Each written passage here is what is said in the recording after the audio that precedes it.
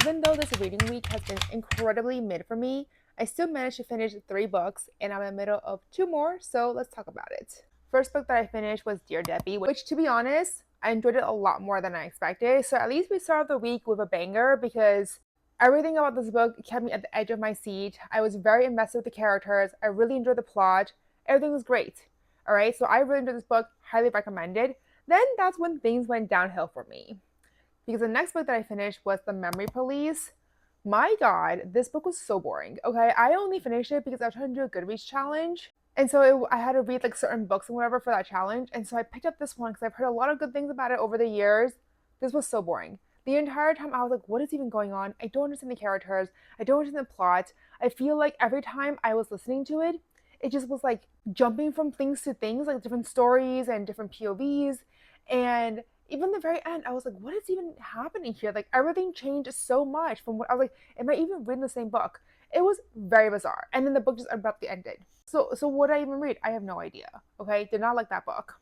Third book that I finished was Immortal Longings. This is another one that I thought was super average. I don't understand. I feel like ever since she wrote the Violent Delight series, everything I've read from her has been downhill. Like it's not like it's terrible or anything like that. It just has not been to the same degree that I've enjoyed her debut series. So I don't know what it is. I still have a couple of her other books on my TBR shelves here somewhere, so I'm still going to tackle those. But I was super disappointed with this one. I didn't really care for anything, to be honest. Like the whole game situation in this book did not make a lot of sense. And there's a huge plot hole in this one about the eyes. If you know, you know. I'm not going to say too much about it. But the entire time I was just like, I thought the eyes meant something. And what do you mean that's not the case? Like it was just very bizarre. They never further explained it as to why that was the case.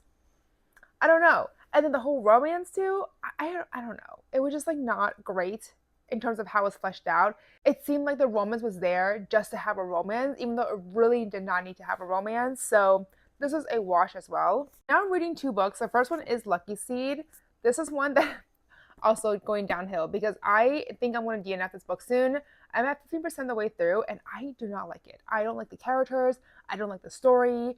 Nothing appeals to me at this point. Very close to DNFing this one, but this is the book that I am technically currently reading. So the last book I want to talk about is the other book I'm currently reading, and that is Tempest by Victoria Aveyard.